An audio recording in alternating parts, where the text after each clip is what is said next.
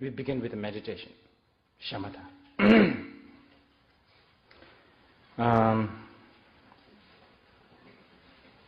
I believe we can sort of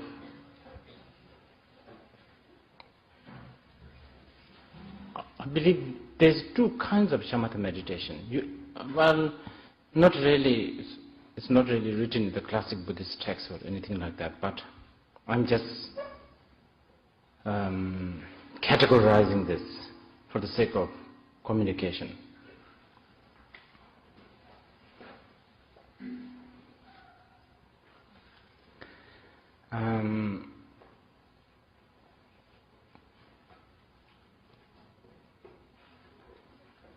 One is, I think the purpose of categorizing this into two is because of the interest, I guess, interest of different kinds of people.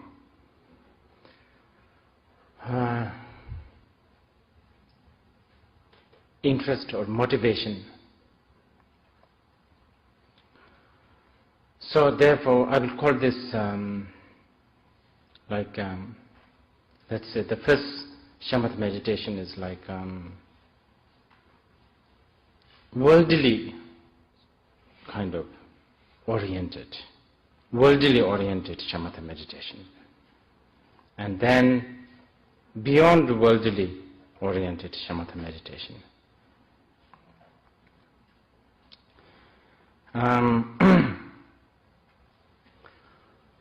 And when I say worldly,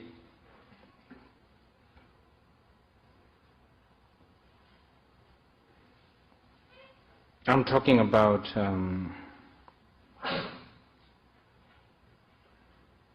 as I was saying, interest.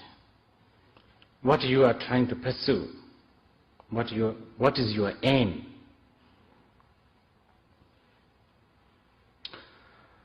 For most of us worldly beings, our aim is very simple, I guess. Temporal.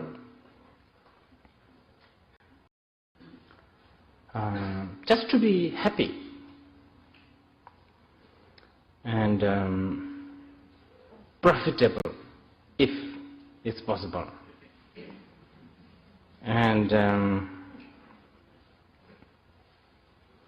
therefore,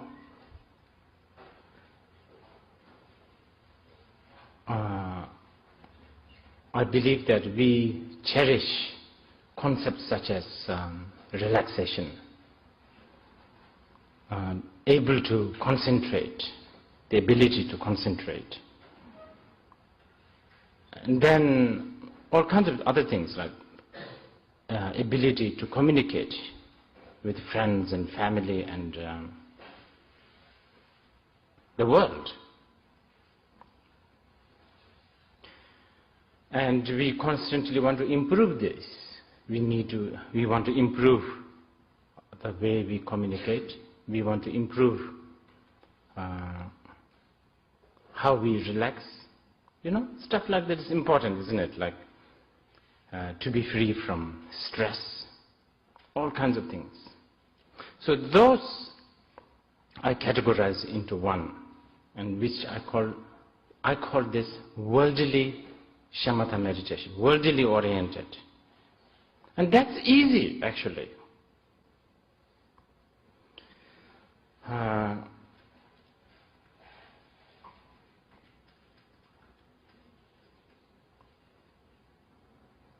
There's nothing much to talk about it.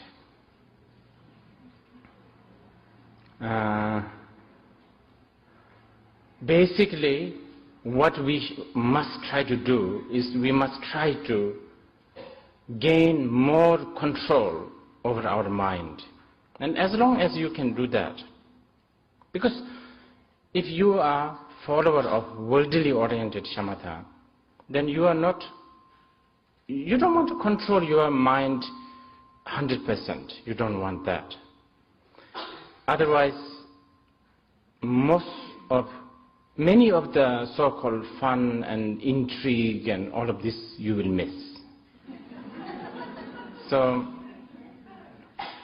we are talking about like maybe 10 to 20% control over our mind, and the rest should go wild.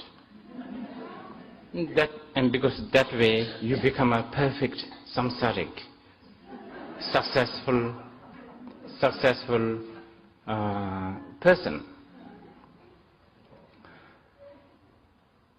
We know that when we are out of control, 100%, out of control, then we suffer. This we know. So,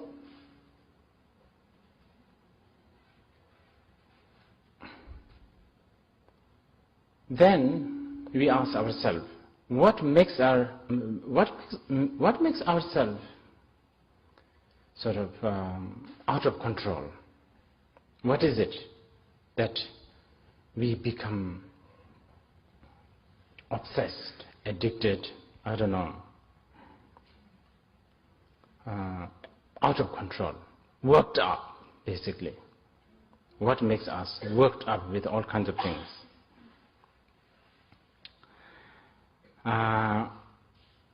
We will know that basically it's because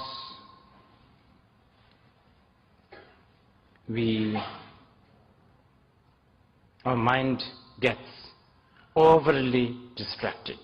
That's why. So we know that a certain amount of distraction is not good. Because if you get distracted too much, then you lose,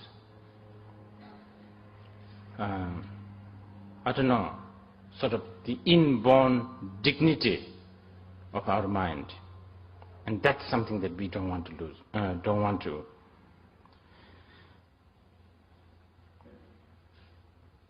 So, in order to achieve that, what then we can do is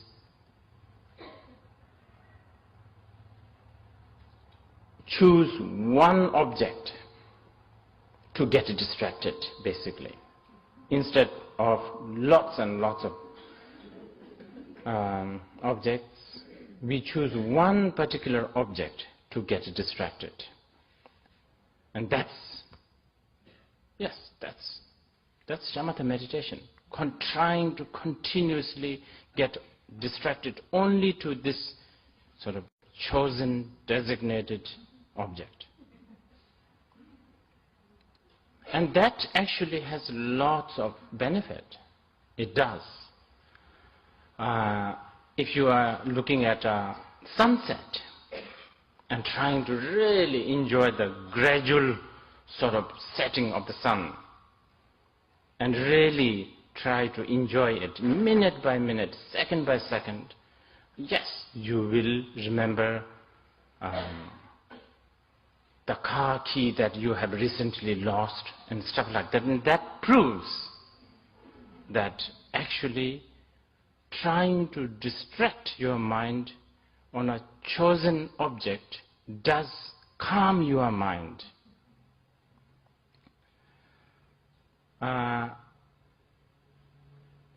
So now this should tell you, when we say calm mind, the definition of calm is various.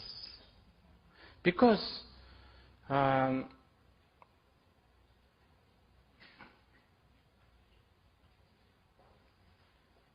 calm, many times calm can look very agitated and vivid and all of that, which if you have time we'll get back later. But anyway, so why not we do this worldly bit, worldly shamatha, worldly oriented shamatha? Because I'm sure some of you don't want to really get into this Buddhism and beyond worldly stuff. I mean, there's no reason to. And this alone will give you enough? I really think so. It will give you strength. It will improve your communication skill. It will help you free from stress. All the things that, self-help methods can be put into nutshell. And actually you can do that. And a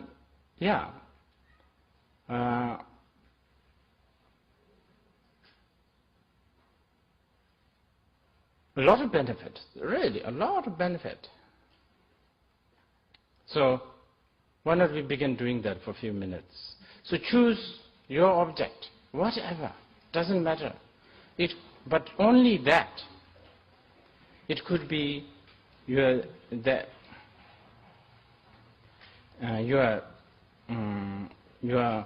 sort of breathing in and out. Just concentrate on that. Or it could be the constant sort of humming of the air condition, or somebody's neck in front of you, whatever. Or you are feeling, if you have a constant feeling somewhere, so just choose that and watch that, nothing else. So let's begin.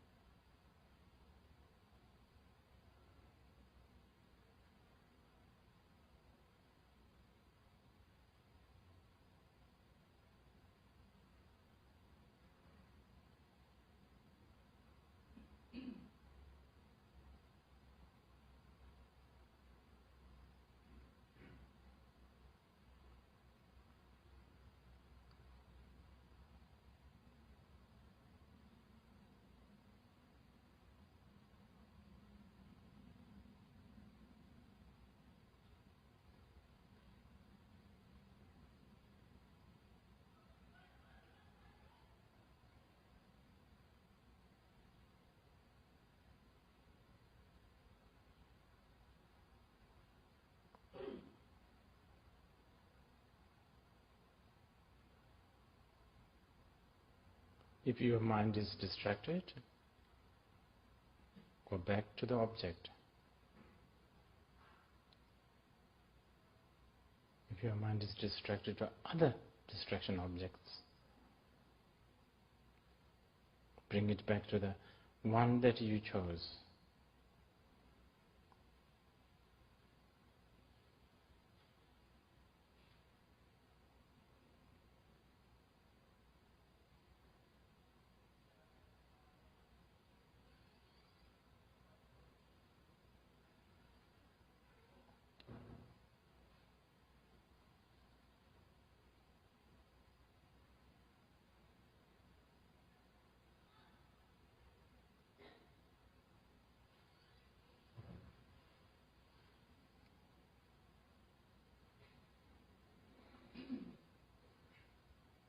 If you are frustrated because you can't concentrate, forget the frustration, just go back to the object.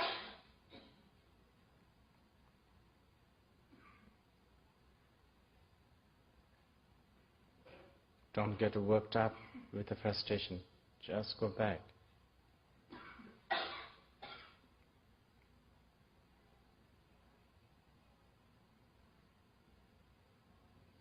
If you think that you are concentrating well, forget that, just go back to the concentration.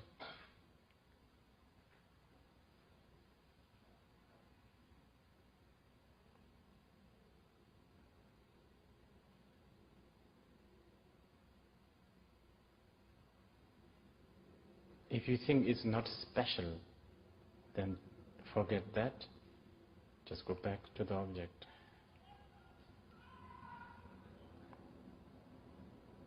Similarly, if you think it's very special, forget that and go back to the object.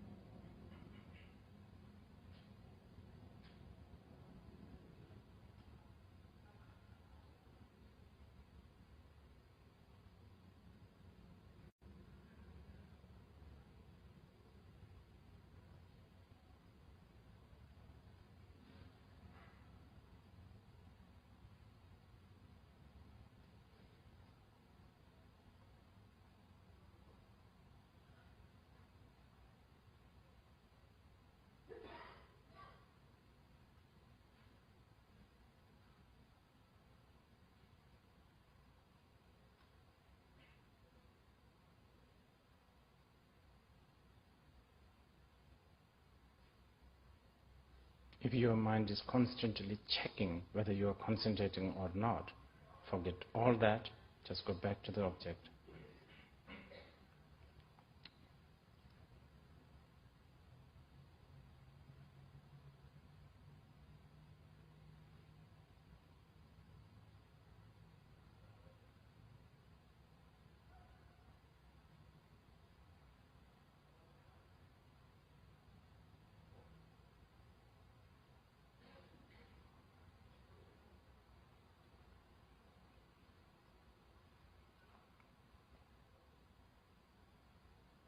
Okay, that's it. That's the common shamatha. Worldly oriented, because your motivation is just to have stress-free experience. You want to be happy, you want to have some kind of a relaxation. This alone will do lots of wonderful things. You are not practicing Buddhism. This is nothing like it's not a really religious thing. It's simple technique. This will really make you sober, sane. As you can, obvious, very obvious. You are letting the mind be. You are not chasing after all kinds of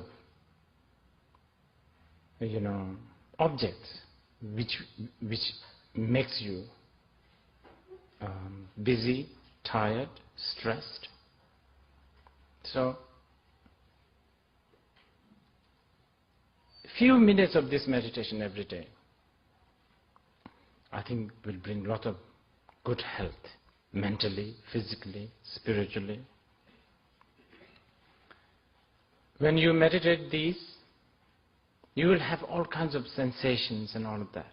And don't even begin to think that these are something special. Nothing. It's not special at all. It's just for the first time you are using your mind, that's all. That's why you think it's special. It's nothing special. So, don't think of write a book about it.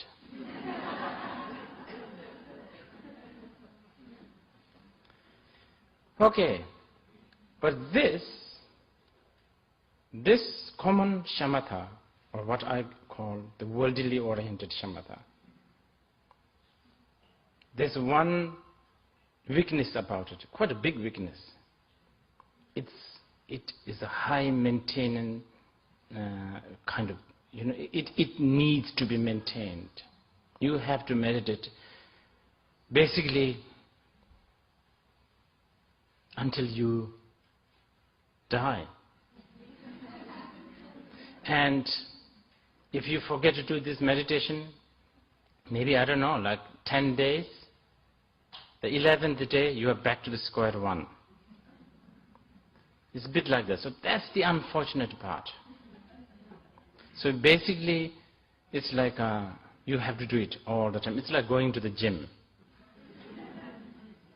It's not like you go to the gym and work out for like 6 months and then you can relax for another 6 months because you lose everything. I think within 2 days you lose, right? 2 or 3 days you lose all your shape. That's really the sad part. So,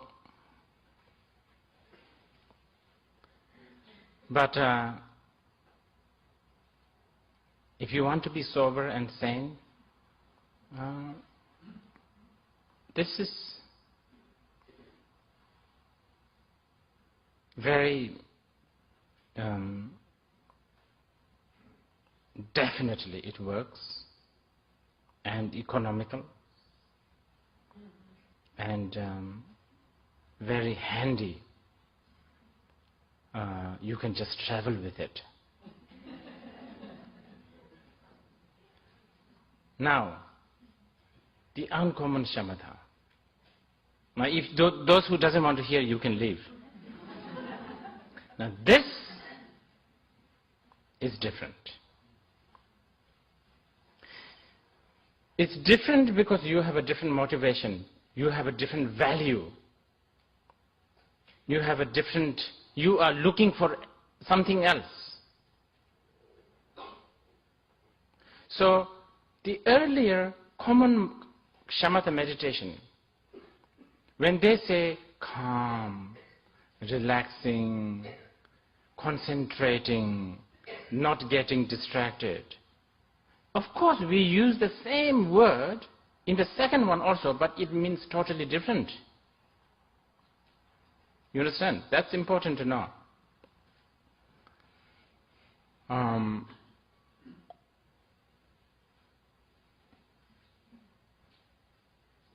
Yeah, different value. See, the first common, common shamatha, your view is you want to be successful, you want to be happy, and you want to be healthy, you want to be sober. That's your view. In the second one, as the Shantideva said, what is healthy, physically healthy, mentally sober, mentally sane even, but worldly sane, but worldly sane? That's not really sane, according to the second one. So the way your approach is different, your value is different.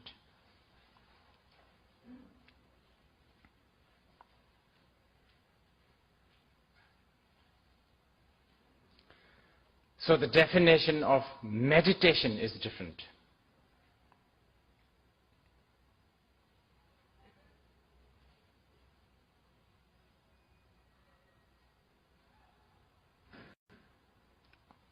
Of course,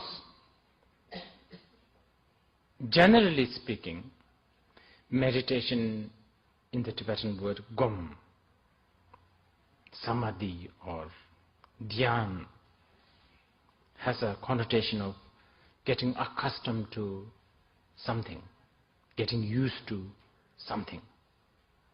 That's why you are trying to do the meditation.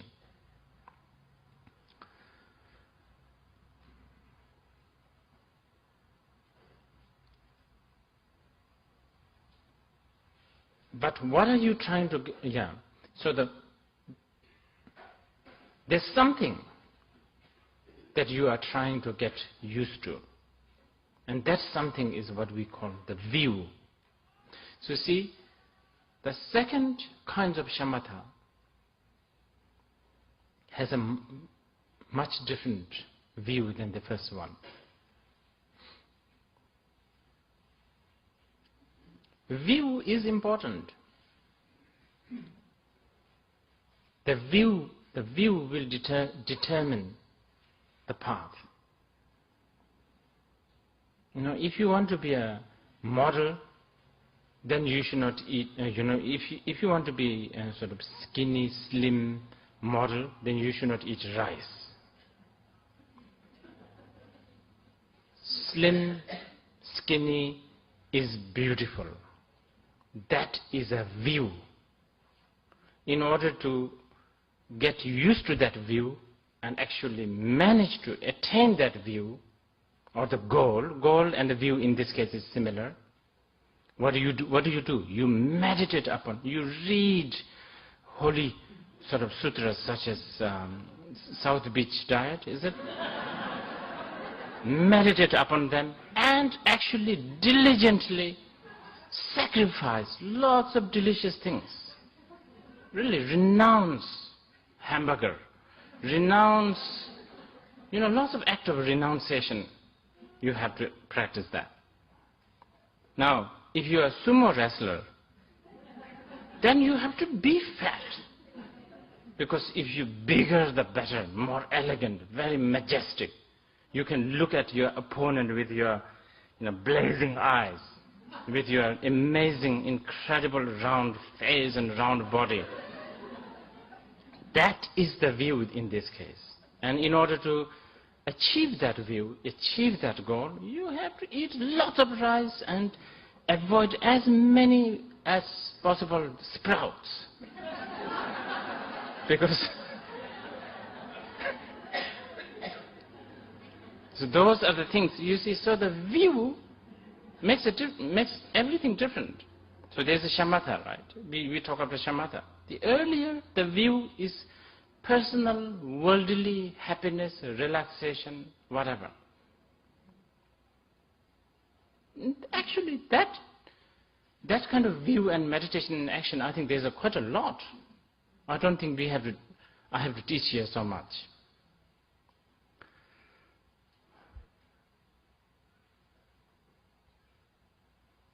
Here,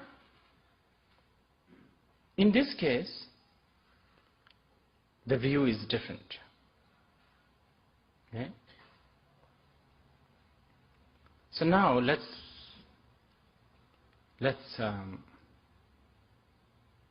go to, since we are supposed to do, I'm supposed to tell you the shamatha meditation and the introduction to Buddhism. I feel a little strange. This is like really some old Dharma bums here. I don't think they need any introduction, but anyway, maybe there's one or two new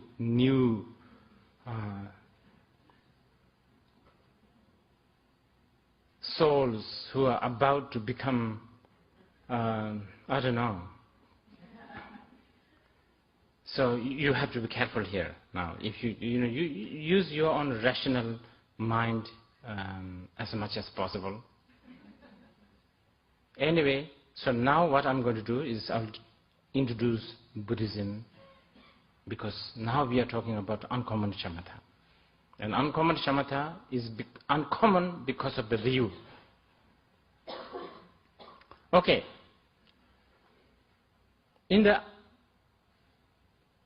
Of course, the purpose of the uncommon shamatha is also happiness, soberness, sanity, relaxation, all of that. Same thing, same word. But this time, what do we mean by sober? Different. What do we mean by sane? Different. And I will tell you why.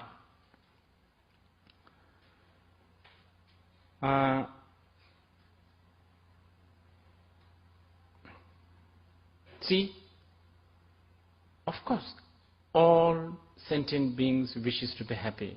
No one wants to suffer. And when Buddha taught Buddha, he was one of the most practical person. His teaching is actually very practical.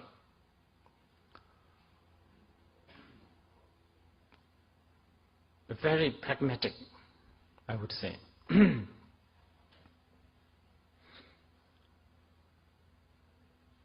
I think the challenge is the definition of happiness. This is where things becomes different. The worldly people's definition of happiness and worldly people's so-called happiness is what something Buddha found as a suffering, pain, impermanent, essenceless,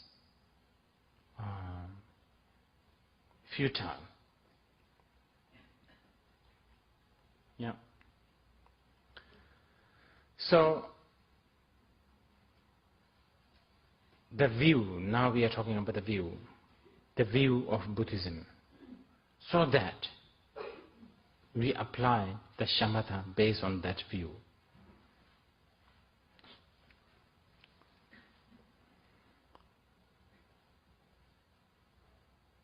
Of course, the Buddhist view is very complicated, very complex.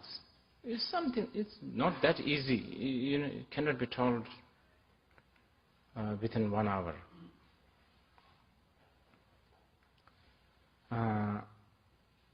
But I have also realized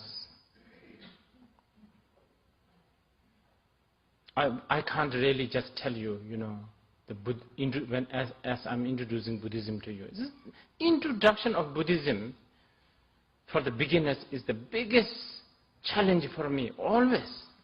It's the biggest. So it really is the most difficult subject to teach. I much prefer to teach the whole set. Introducing Buddhism within 1 hour is difficult. Because I can't tell you, to be vegetarian, to be pacifist, to chant some mantras, these are what we call Buddhism. That's not it at all. Not at all. Buddhism is not, being vegetarian is got nothing to do with Buddhism. Otherwise, many of these,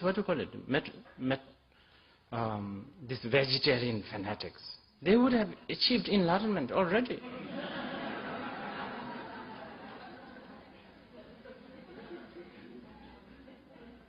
This is not to say being non-vegetarian is also Buddhism.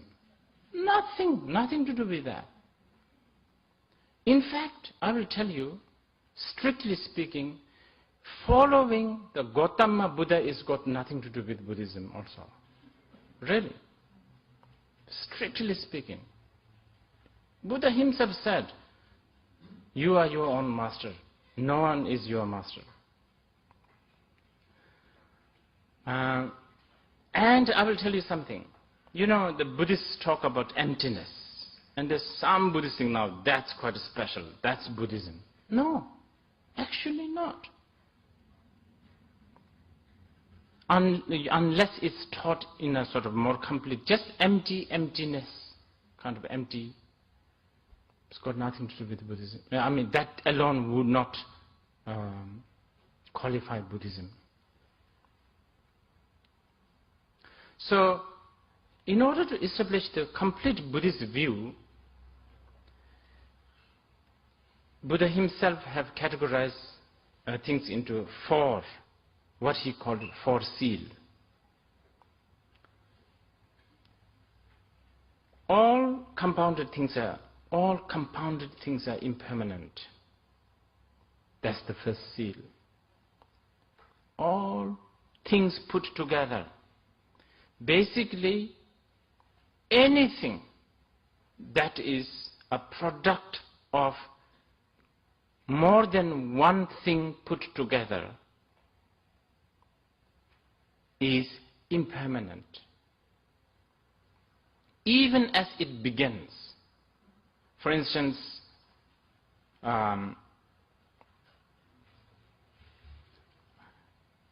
even,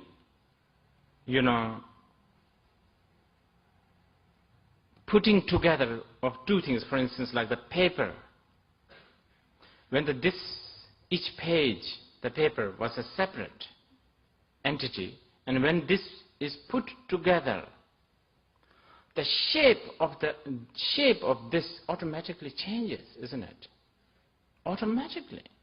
For instance, like, let's say, see, now I put together, so the shape has changed from this to this. So we are talking in a very precise sort of level of impermanence. So that's the first seal. Everything that is compounded is impermanent. Not only the death, even the birth, existence, everything. That's one view. Okay, now how does that help? That works with the shamatha that we are doing, right? Maybe that's your question. Oh, it works. See, now the Buddhists think, based on the first view, the Buddhists think like that. Okay, everything that is compounded, everything that's put together is basically impermanent, meaning uncertain. They are not, uncertain, unpredictable. You cannot trust. Never. Any small situation can change everything. So basically, nothing, basically anything that is compounded, you cannot trust. So, what do? This very knowledge is what we call revulsion or renunciation. Remember, the South Beach diet people, they renounce, what was it? Rice. Yeah, like that. Here, in this case, everything that is compounded.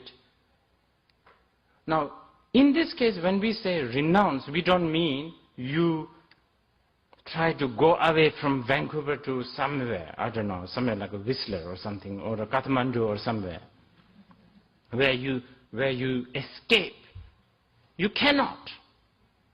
Everywhere you go, Whistler, Squamish, Kathmandu, Bodh Gaya, everything is compounded phenomena. You cannot escape from the fact that all compounded things are impermanent. So what can you do? It is not the impermanent that bothers you. It is not. Impermanent is just a phenomenon. It's just a what do you call it? It's just a situation. That is not that gives you pain. So what is it that gives us pain? For us, when we look at something impermanent, we don't think that it is impermanent. We think it's permanent. That misunderstanding bothers us. That misunderstanding destroys us. So, what do? We renounce this kind of misunderstanding. Very difficult, I'll tell you.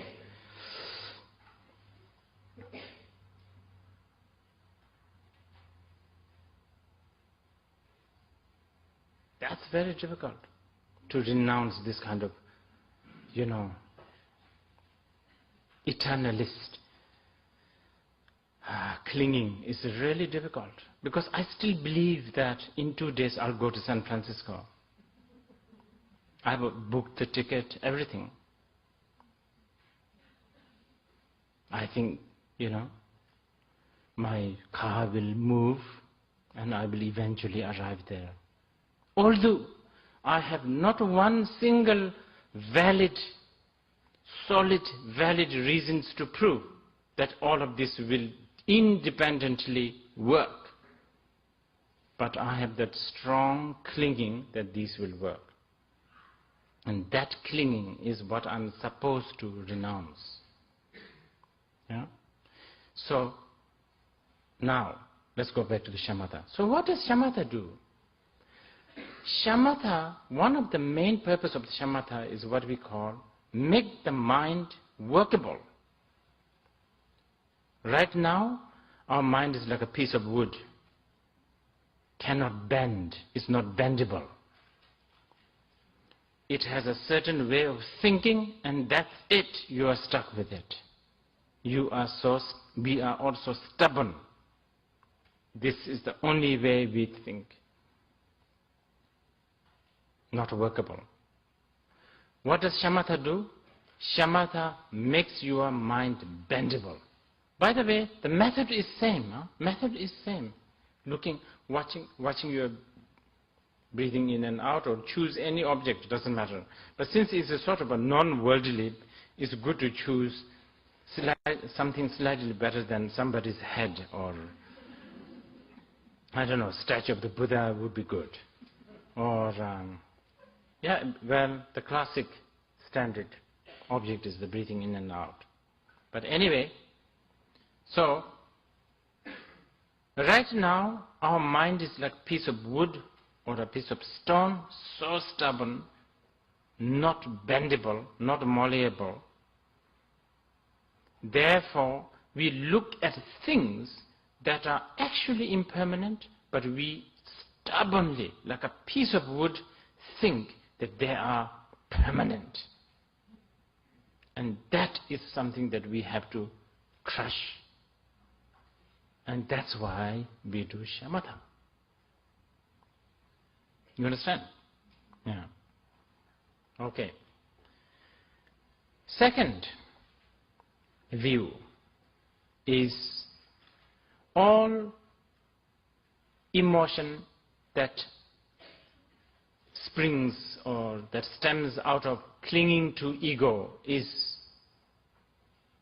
pain. All emotions are pain, basically. Yes, it might begin well, some of them, especially such as compassion, devotion, love, song, I don't know, all of that. But the culprit, the ego clinging, as long as it's there, it's eventually going to become a bad news. That's for sure. As long as there is a clinging to the self. It could be devotion, it could be very, very philanthropic, compassionate, all of that. But it will always disappoint you. Why? Because any emotion that comes out of ego clinging has to be either hope or fear. And a hope and fear is both equally an assumption, and wrong assumptions most of the time.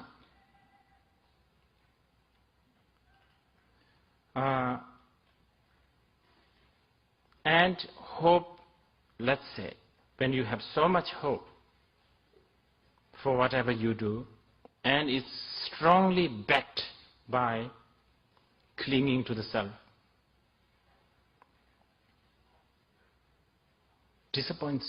disappointment is inevitable. Actually, and then of course there's other matters such as greed. Let's say you want to, you want to gain something. You want to gain some friends, You want to talk to someone. That was your hope. Very simple. You talked. Good, very good. You should be just sort of stop there if you can. But of course we will not. We want to get an inch or a feet closer. So there's a new hope, right? So then it gets closer and closer and closer. And of course you will use all kinds of tricks and games to make things closer. Either you get close to him or her, or you somehow do something. We are very good at this. To make the other person come closer to you and make them feel that actually it is you who sort of did the service of coming closer to them. stuff like that. Anyway, we do a lot of this, and the result is lots of tears and lots of disappointment and all of that. You know this.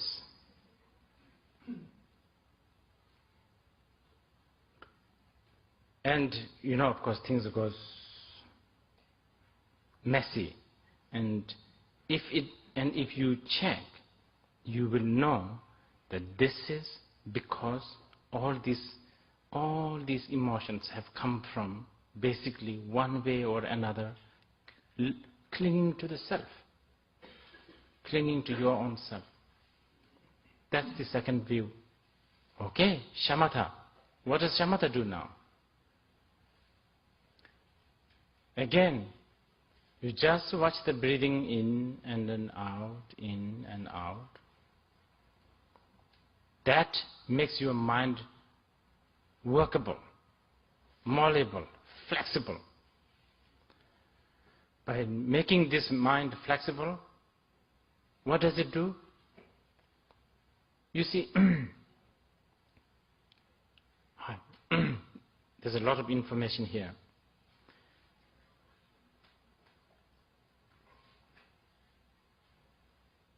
See, generally, we sort of cherish the so-called spiritual path. I mean, generally, when we cherish a spiritual path, or our pursuit of a spiritual path is also something to do with the clinging to the self anyway. We just want to get enlightenment because so that we don't have to suffer, something like that, right?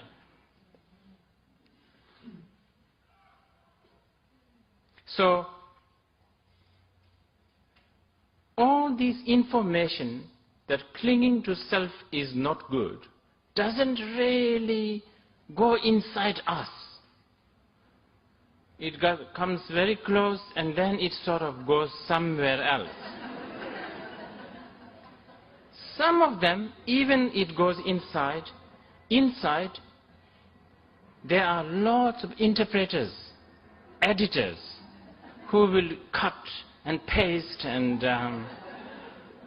change the wordings and say, oh yeah, that's okay, that's fine. They call it encouragement, isn't it? Yeah, encouragement. Stuff like that. So, it's very difficult to hear, accept, chew this bitter egolessness and this bad, this kind of bad news about self-clinging. It's very difficult. Why? Because your mind is not workable. As you do the shamatha, more and more you have power, and then actually all this makes sense first, as you hear. And not only it makes sense, then you begin to actually feel, a little bit of, feel comfortable with, you might even begin to, oh yeah, actually, not having clinging to the self might actually make me even happier, or something like that. I don't know. It's a very meditational experience. You have to experience yourself. So that's what happens if you do the shamatha. Shantadeva said in the meditation chapter, he said this. The third view, everything is emptiness. That's what Buddha said. Now that's very difficult to explain, very difficult, especially for the beginners. But anyway, I've thought about this example. Probably it will not work, probably it will.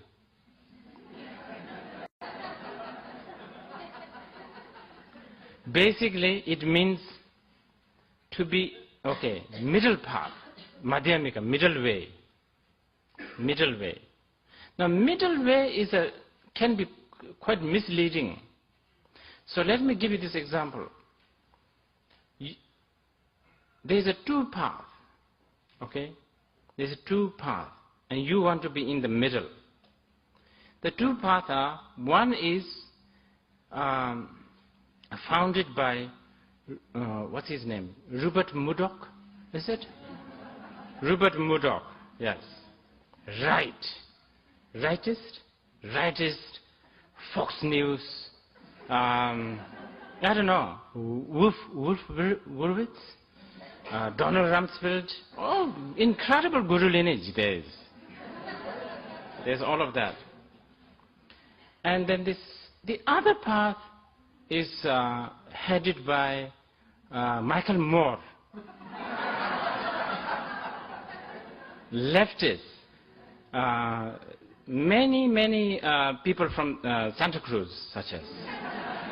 And I don't know, hippie-dippies, Buddhists, stuff like that. So there's this two paths. You understand? There's a Rupert Murdoch path and then Michael Moore path. What Buddha, in the third view, what he is saying is this: to be in the middle. Now, the question is this: okay, so we have to what? Get a little bit from Rupert Murdoch, and then get a little bit from Michael Moore, and make a sort of more balanced path? No, never. What Buddha is saying is both of them doesn't work. That's what. So middle path means to practice that Rupert Murdoch doesn't work, Michael Moore doesn't work. That is the middle path practice. Madhyamika practice, that is the emptiness practice. Thinking, not falling into this trap of Rupert Murdoch or Michael Moore, whoever. Because either of them. I know already you are thinking, oh yeah, but Michael Moore is good. Many of you. Yes. I already can read, yeah. Rupert Murdoch, he's just the rightist, like fanatic and all of that. But poor, teddy bear like Michael Moore with his baseball cap. I mean, how can we condemn him? This is what you may be thinking. But if you want to learn Buddhism, and especially the third view, that this is the third view, both doesn't work. All the systems doesn't work. There is no solution. But by the way, it's got nothing to do with anarchism or, like pessimism, nothing. Anarchism and, I think this kind of path believes in a path. Here, your path is all these paths that comes out of selfishness, that's coming from clinging to the self, doesn't work eventually. That's your path. That's our path. So, important to know, our job is, if you want to know the third view, it has got nothing to do with blending the right and left and making into a middle path. No. Completely discarding, abandoning, and going beyond right and left, going beyond virtue and non-virtue, going beyond, all kinds of dualistic phenomena, all kinds of dualistic distinctions, is what we call the middle path. That's difficult, very difficult. The reason is we just don't have language.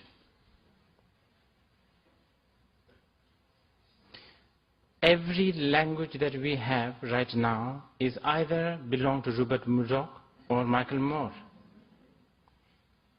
So very difficult to get into our system. But it's not hopeless. You can study both and learn how they are trapped when you are doing the hearing and contemplation and contemplation. Okay? How does that work with the shamatha? Very well. In the shamatha, especially on this level, okay, we are talking about uncommon shamatha, remember? On this level, what are you doing here? You are just watching the breathing in and out. You are not saying that, the first breathing is good. When you breathe out, you are not saying, oh, this is bad. You are not supposed to. Anyway, you are not making judgment.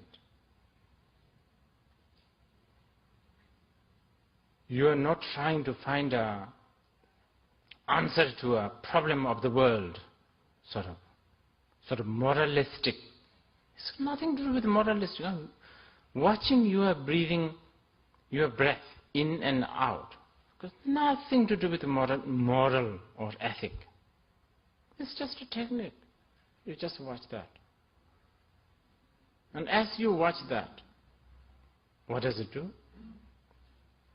Because you are not making judgment, you automatically, gradually, you let yourself free from both Rupert Murdoch and Michael Moore. Then you become sober, basically. And I think that's the best thing I can do about emptiness, especially for the beginners. Otherwise, it's too much. So, for those who are new, if you happen to read a word emptiness, and if you don't know what that means, it means freedom from Rupert Murdoch and Michael Moore. That's the best thing I can do at the moment. Now the fourth, the most complicated.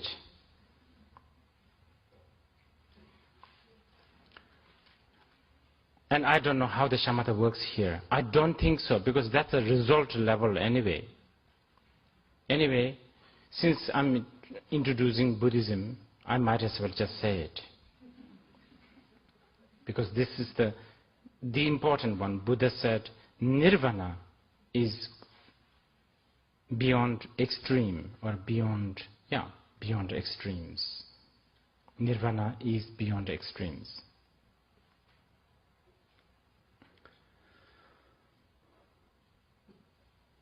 What does he mean by that? Several things. Okay. What are we doing here, all these Buddhists? What are we looking for? Oh, everybody says nirvana, enlightenment.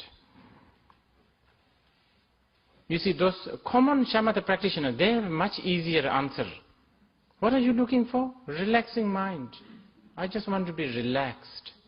I just want to gaze at sunset and relax. Much easier. But for the Buddhist, what do we want? What are we looking for? Enlightenment. What is that? What is enlightenment? For many of us, enlightenment is like a product of some distant future, isn't it? Most probably when we die, then if you are a good Buddhist, you will go to enlightenment.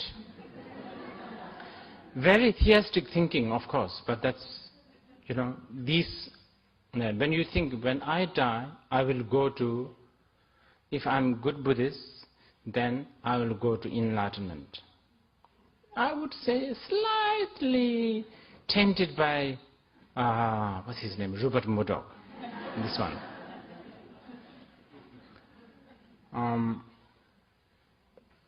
But then there's also Michael Moore kind of thing also, I have met mostly sort of ex-junkies and hippies.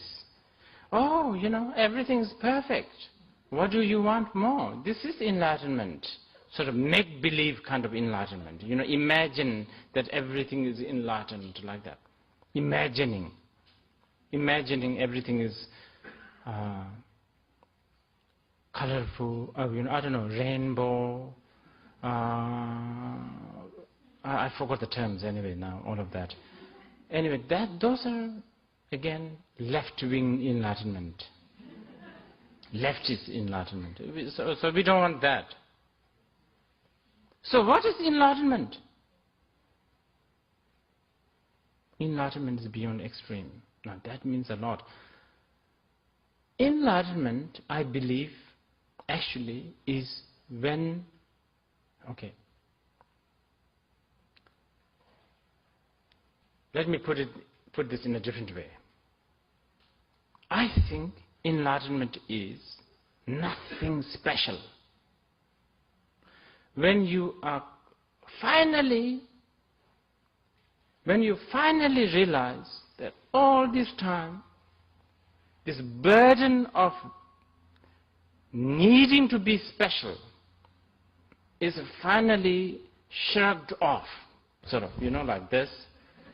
Shrug off, is it? Shrug off? Like shrug off. When you finally manage to shrug off this burden to be special, maybe you are closer to the enlightenment. Closer, I should say. Otherwise, yeah. So, it's neither bad nor good.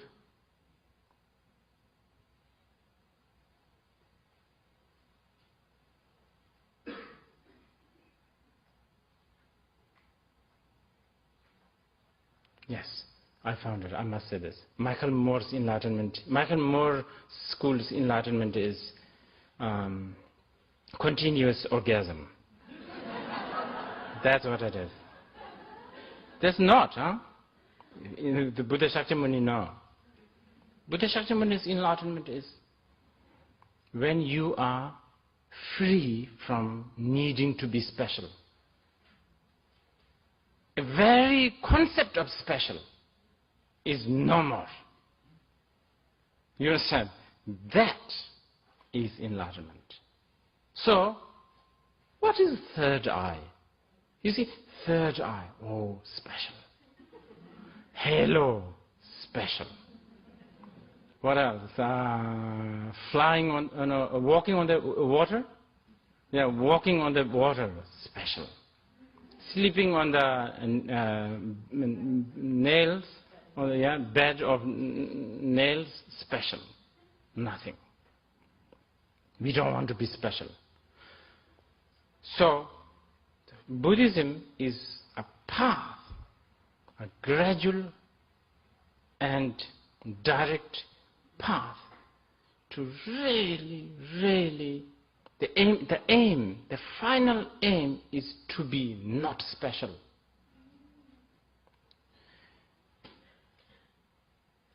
It's kind of disappointing, isn't it?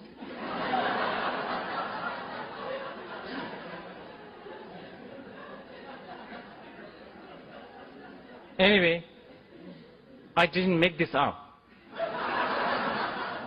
I have a backing of people like Milarepa. Of course, the Buddha himself, he said, in the Diamond Sutra, he said that. And he said, in the Prajanaparamita Sutra, he said,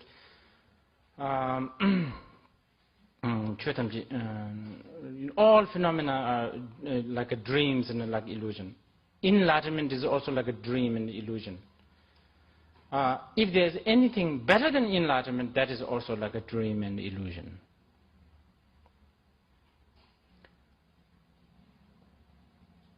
Yes.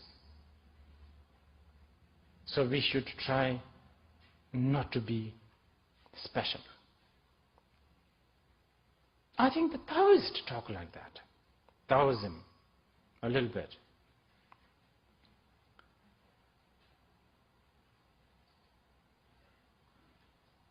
So,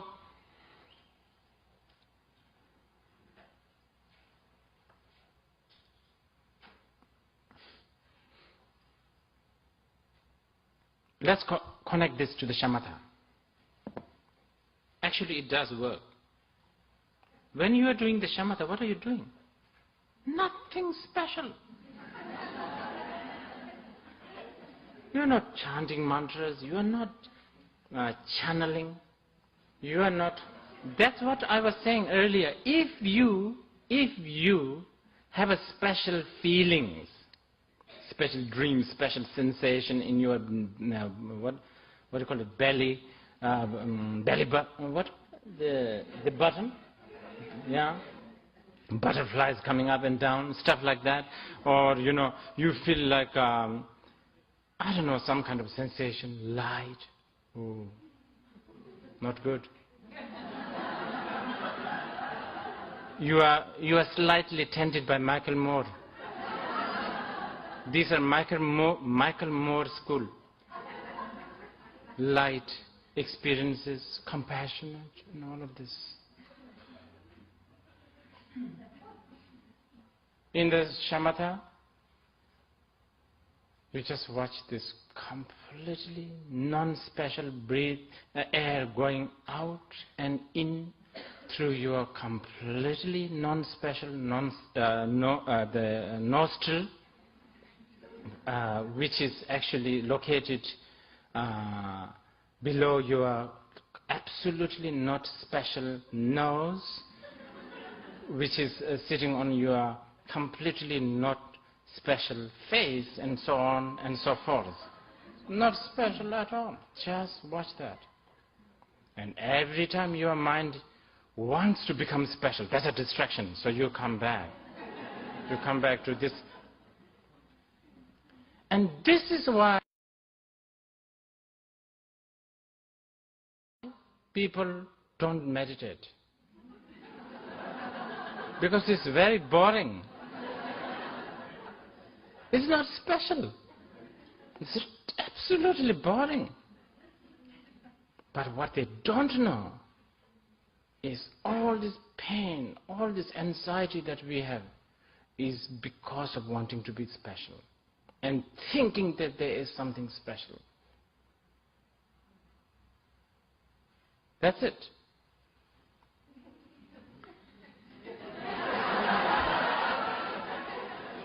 So, let's do a meditation. Yeah, I think that's good.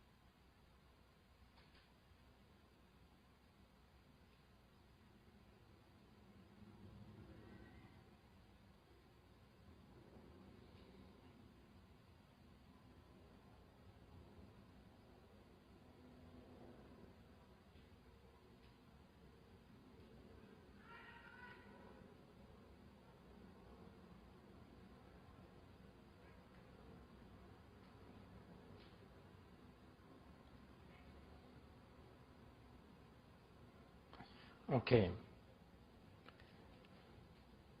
Those who find it helpful, the shamatha, my introduction to the shamatha in both Buddhism, very short, and is not enough. But if you have if you have some inspiration to do meditation, I cannot encourage you more. Please do so. Not long, especially for those who are beginners. No need long meditation. 3 minutes, 4 minutes. But consistently, every day. And 2 kinds of value or motivation, I've already said. Doesn't matter. If you are not a Buddhist, then the first one. The key is be consistent. Short. And never, ever try to allocate. Think that I will meditate when there is a good time, when there is a free time, when I have finally got a space to meditate. It doesn't happen. It never happens. If you feel like, then even in the toilet, on the toilet seat, do it. And of course, sometimes going to the forest, mountain, will help. And whatever inspires you, you should do that. If climbing, meditating under a tree, that day, that session helps, then do it. You don't then have to think, and that day it works. Next day it will work. Third day might not work. Then the tree behind you has become familiar, you see. Then you need another inspiration maybe. Maybe next to a, what do you call it, the music box, jukebox, yeah. Or a speaker. Or in front of a, incense, whatever. Within your own room, sometimes on the sofa, sometimes on the floor, sometimes facing right, east, south, west. Every day, make it interesting. And basically, the important thing is, if you are interested in meditation, you should do it continuously. Don't discontinue. Then, if you, those who are new I'm talking to, if you are interested, then you can do the vipassana and all kinds of other meditation. But basically, the point is not to get worked up with all these distractions. As long as you are not worked up, get caught, engrossed, you are closer to the sanity, sane, soberness. And I'm not making this up. Buddha himself said, one could make offerings to Buddhas and Bodhisattvas many times, with flowers and incense and food and all kinds. But one moment of meditation is much more emphasized by the Buddha. So,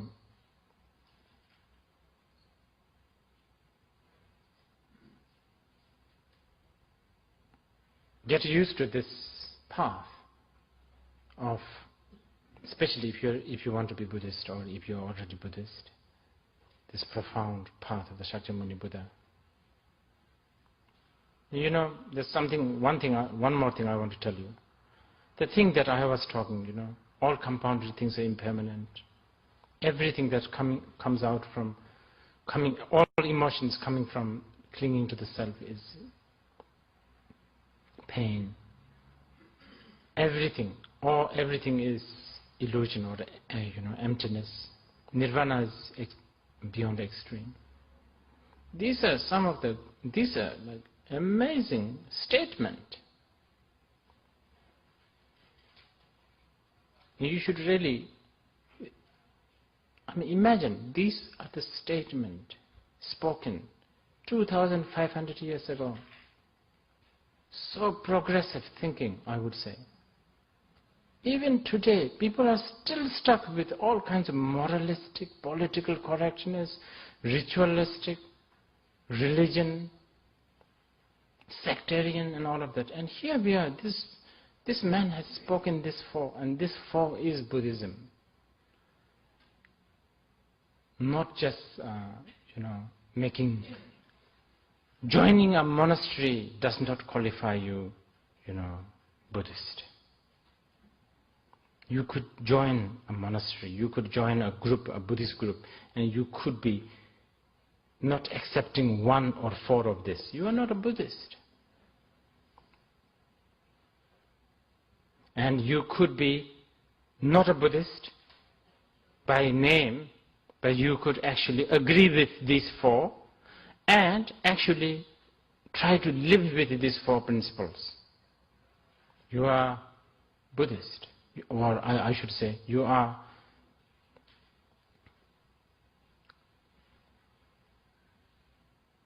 with the Gautama Buddha. Enlightenment is there already. This non-special enlightenment. Okay. So, do you have questions? If not, we'll end here.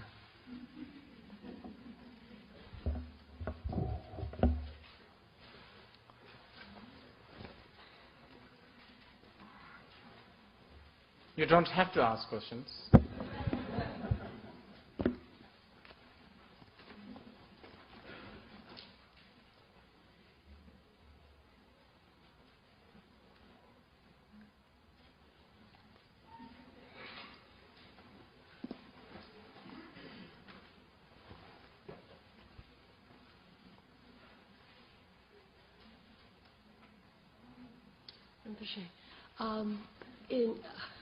Speaking of being non-special, however, in the Vajrayana practice, we do divine pride, and we're trying to generate, working with the subtle body, and it's difficult not to get into that being special. Yeah, that's why there is a part of Sampadikrama, dissolution. Mm-hmm. Okay. Because they try to make you think you are special, and then at the end they think that has to go. Mm-hmm. So keep emphasis on that. Yes. Yeah. Okay.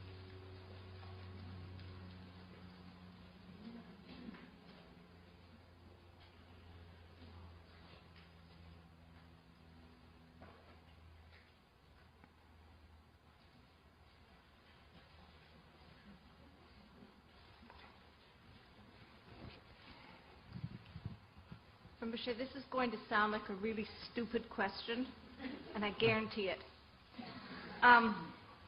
I always get confused with just the word ego, because I get it confused with psychology. So can you just explain ego in the Buddhist sense so that I can understand it better? Self, ego. It's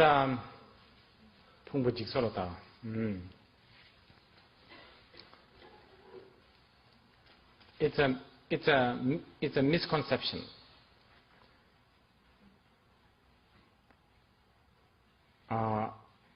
It's looking at a few transitory things put together, and then in your mind you create a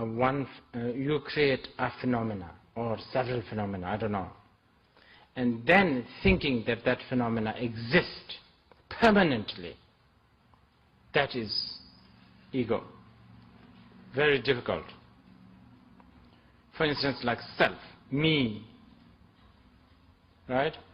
When I say I'm looking at, I'm referring at my body, my feeling, my consciousness, my action, I don't know, my name, several of these put together. And in turn, each of them, they fall apart all the time. As you must know, some of you, 20 years, I must have changed. All the time, continuously, I'm falling apart. My body is falling apart. My feeling is, my mood is, my God, my mood, talk about my mood, it changes like lightning. But constantly there is a notion that there is one permanent self, which is basically conveniently sort of labeled at this moving, transitory, essenceless stuff. So therefore it is a total misconception. And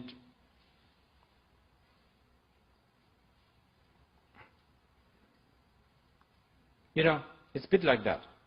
Okay, this is sort of my interpretation. The actual labeling itself is okay. You know, it's like if I name you Victoria, that's fine. But if I name you, if I give you the name Victoria, and then I think that you are the Queen Victoria, that is where things goes wrong. Actual naming that I is fine, but it's this clinging that this I exists, and that's where things goes wrong.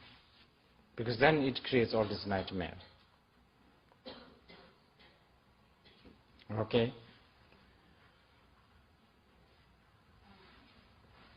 You want to use microphone? I think it's there one.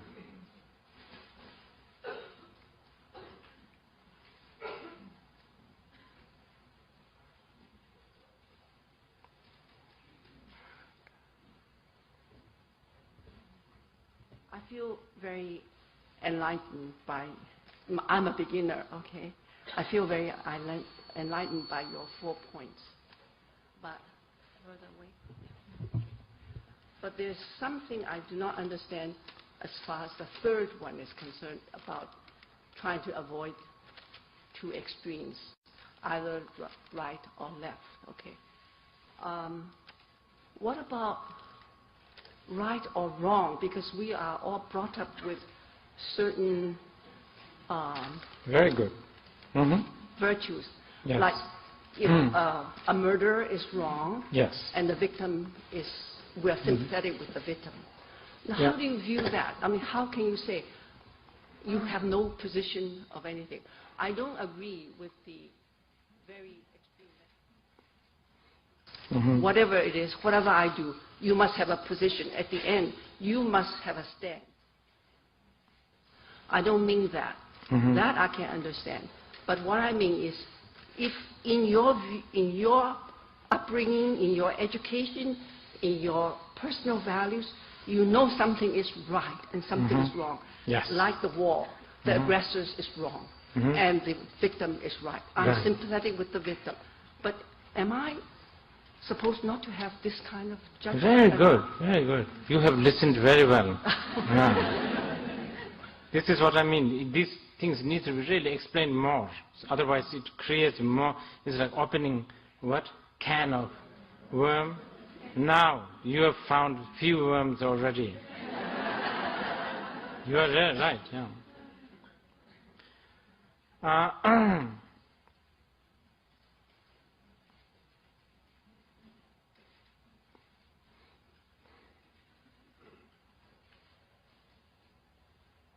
Let me think how to put this sort of practically.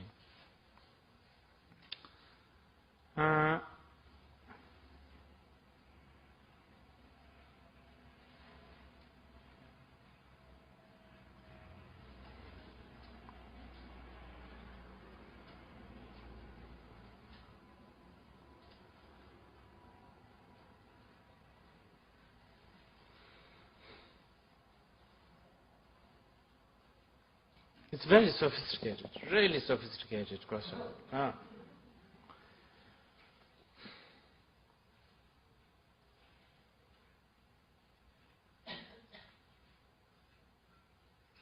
In different levels now we have to talk. Okay, what Buddha said is this. Right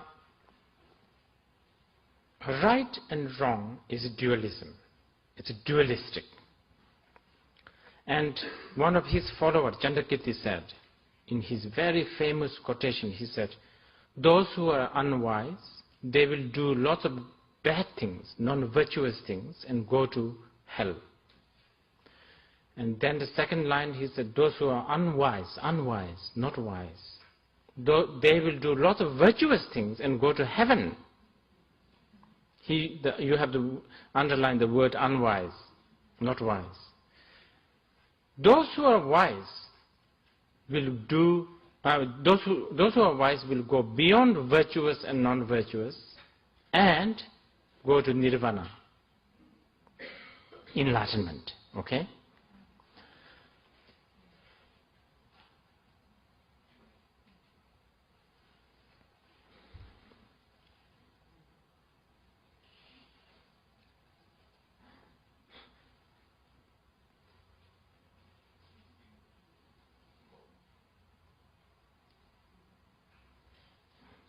I'm trying to get an example.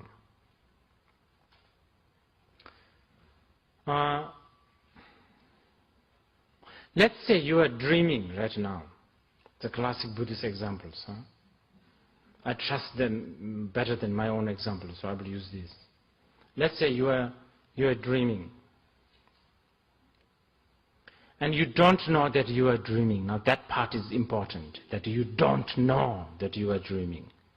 So you have to underline that phrase. You are dreaming that you are being chased by a poisonous snake.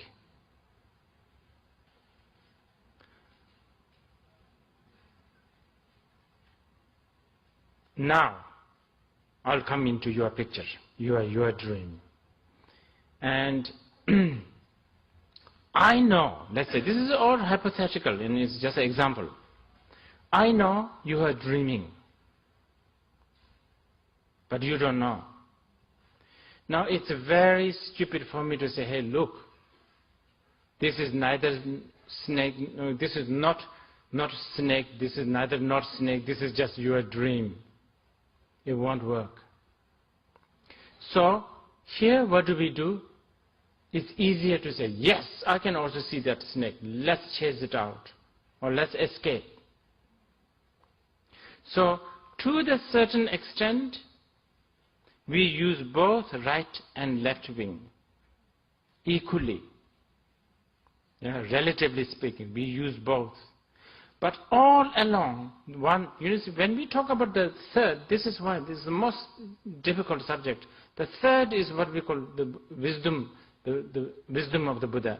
I mean, this is the quintessential the wisdom of the Buddha, emptiness, shunyata.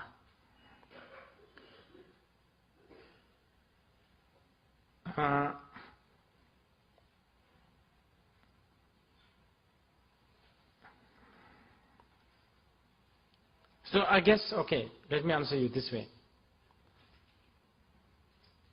As long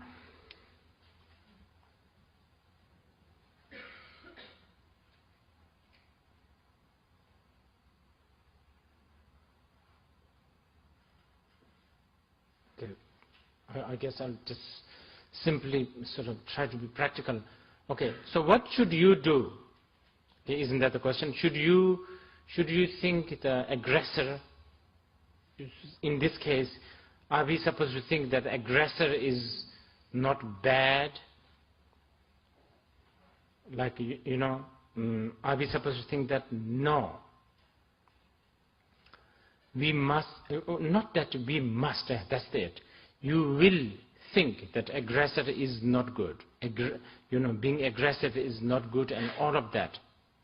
But during the third view,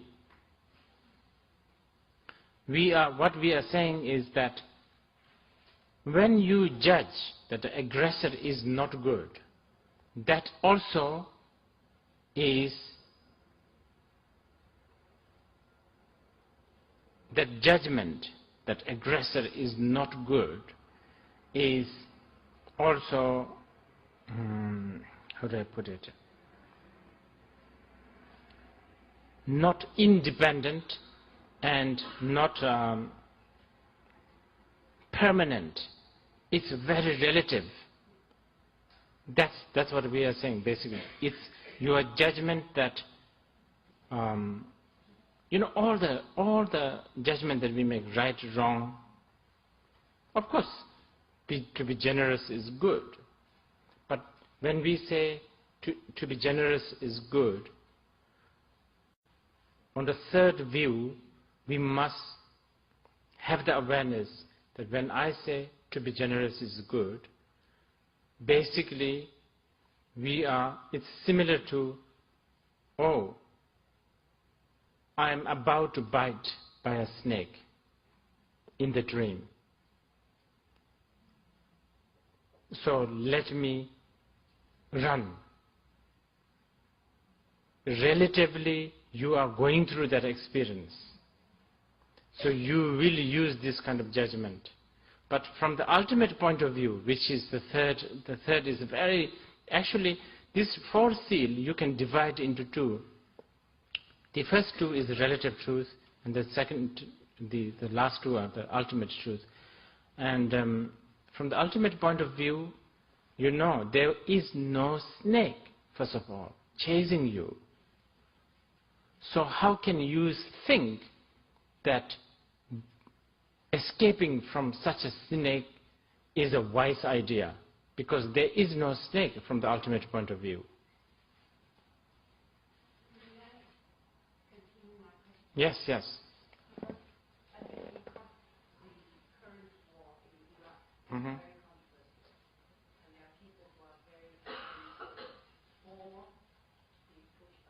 Right, right. Mm-hmm. Mm-hmm. Mm-hmm. Yeah. Mm-hmm. So in this case, we should accept that under the present historical situation, under the present circumstances, that we can say there is a snake, that the aggressor is wrong. Yes.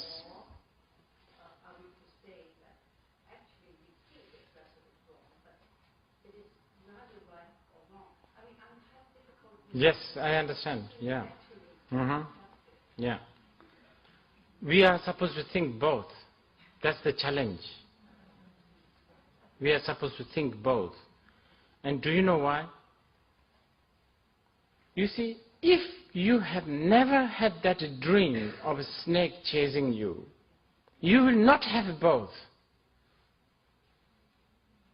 The either path is useless.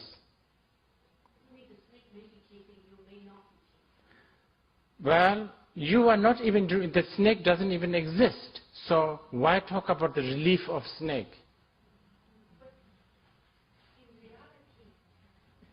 Which reality? Oh, now we are talking having a dream of a snake. So that's the reality you are talking, isn't it? I'm talking about having the reality of the war. Yes, yes. Our reality, yes. The aggression, the jealousy, the pride, the solid, war, famine, all kinds of pollution. Yes, of course. Now we are having snake chasing us. Yes, constantly. So, two things we can do. Relatively, we try to escape from the snake. That's what we call Sharvakayana Buddhism. We try to make friends, friends with snake, and make the snake useful for us. Or you catch the snake and put a leash on the snake. That's more like a Mahayana Buddhism. And then we have, make friends with the snake, actually. And, yes, use its power and use its sort of allure, the ability to allure and ability to frighten and all of that for our own aid. And that is what we call Vajrayana Buddhism. So we use this way. Now all along, what are you doing? You are dreaming. All along. Actually, you brought this good, because what I'm now saying is basically whole Buddhism, the whole Buddhist path is I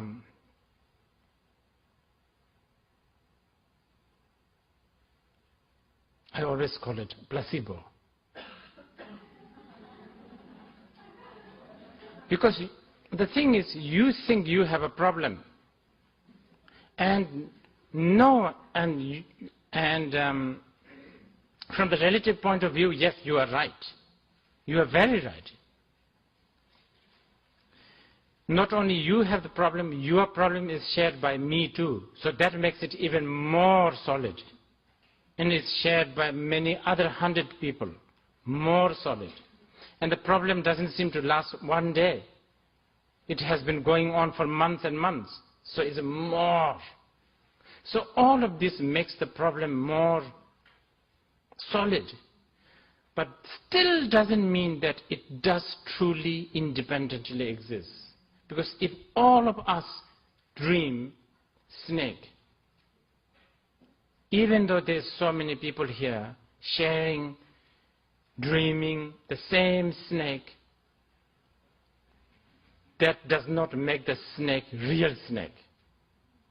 It's still 100 dreams. But in the relative world, yes, it will frighten you.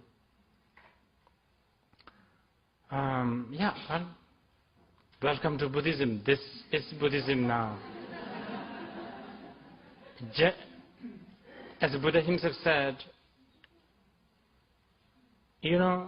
Buddhism is like this. It's like sharpening knife. You have a stone and you have the knife.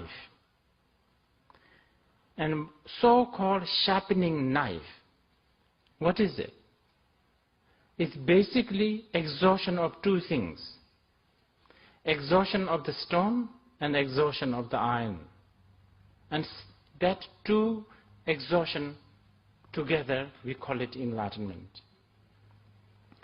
Likewise, what we are trying to exhaust is two things. Our anger, our jealousy, our pride, that's like a stone. And then so-called wisdom, compassion, devotion, which is like the iron. So we rub them together, and then the anger and jealousy and pride, they go. Because they go, wisdom and the diligence and the, all of that is also not necessary, so they also go. So there's no problem, and there's no antidote of the problem. And that's again the non-speciality, enlightenment. And don't ask me anymore, because I will end up making you think that this enlightenment is the total boring, nothing inspiring. Anyway, that's it for tonight.